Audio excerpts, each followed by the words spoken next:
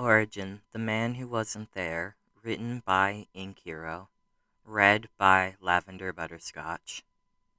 Chapter 1, Preface.doc. I wanted to write this down before I leave.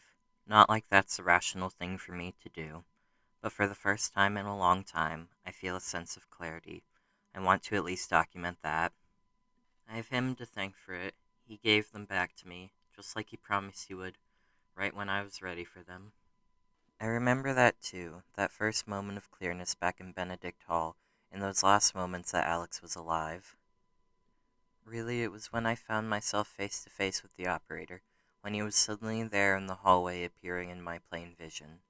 I thought it was over then. When he started transporting me from room to room, seemingly at random, I thought he was just playing with me before he killed me. I was wrong. Well, not entirely wrong. He was playing with me. But if he really wanted me dead, he'd had millions of chances to end me. He could have killed any of us at any time, but no. Alex said it himself. He'd killed everyone. And hadn't the operator simply watched in all of Jay's tapes? He had so many chances, so many times we stared into that void of a face and lived, not a scratch on us. It should have been obvious to us that he either couldn't kill us himself, or he didn't want to. The air had been warm in the woods that day. I could still hear Alex's accusations, but they seemed to fade into nothingness in my head. They were drowned out by the birds chirping, the leaves rustling. Forest always gave me a sense of grounding. When I saw them, I knew I was awake. Being transported there for even a second gave me a moment to breathe, to get ready for what I was about to do. I remembered something then. As I held that little knife in my hand, I remembered sensations and emotions first. A feeling of waking up well rested, a feeling of being covered in blood, a feeling of being lifted high, high, and higher still, and not being afraid. Of a voice, barely louder than a whisper, but deep and powerful. We want to show you something. At that point, I had been ready to die that day. I had given up on going back to a normal life. I already thought of myself in the lowest terms possible. Everything I had built for myself literally went up in flames, and everything I'd worked on with Jay had gone to hell with it. I lost Brian. Nothing had mattered after that. So, with no more options left, I did the one thing we hadn't tried, the one thing I'd wanted to do from the beginning. I gave up. Whatever he wanted from me, I let him have it. I let him show me something. Something was an understatement. He showed me everything. He took me into his world, his mind, and the darkness he lived in. I was blind before, and he lifted the veil over my vision. Years that I thought I'd never recover came back like they'd happened the day before. I knew myself again. After that, I wasn't worried about killing Alex. He was a fighter until the end, but at that point his struggle was out of pure spite. He'd lost, and he knew it.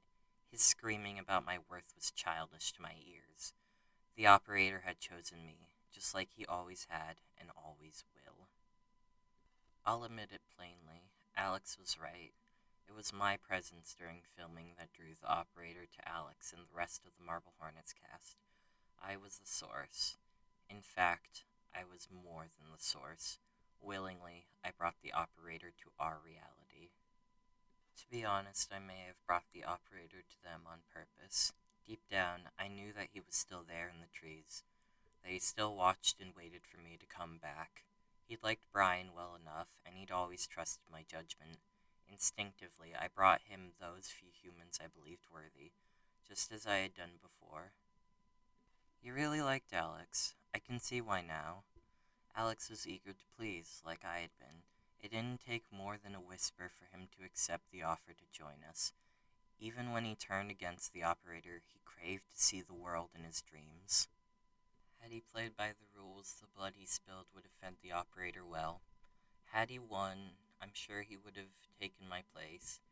He would have truly understood the world he lived in for the first time. And maybe, just maybe, his head wouldn't have exploded from the reality of it, and he'd become what I was. But Alex wanted to break the rules.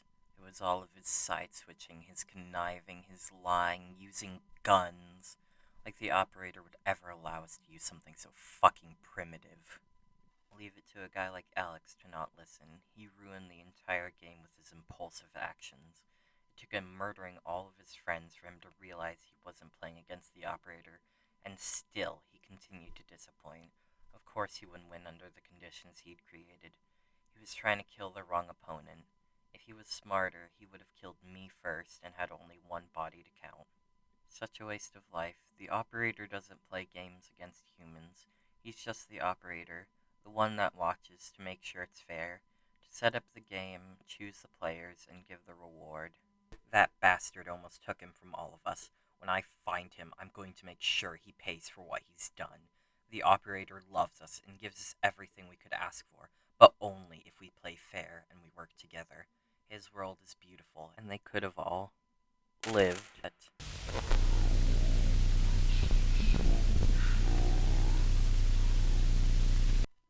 Probably sound like I've lost my mind all over again. I'm sorry for that, obviously. I'm not used to having this much to sort in my head. That's why I'm writing down my memories now, while it's still so vivid. Realistically, I guess I should start from the earliest thing I can remember and work from there. That'd probably be the easiest way to tell you everything, to explain why all this happened.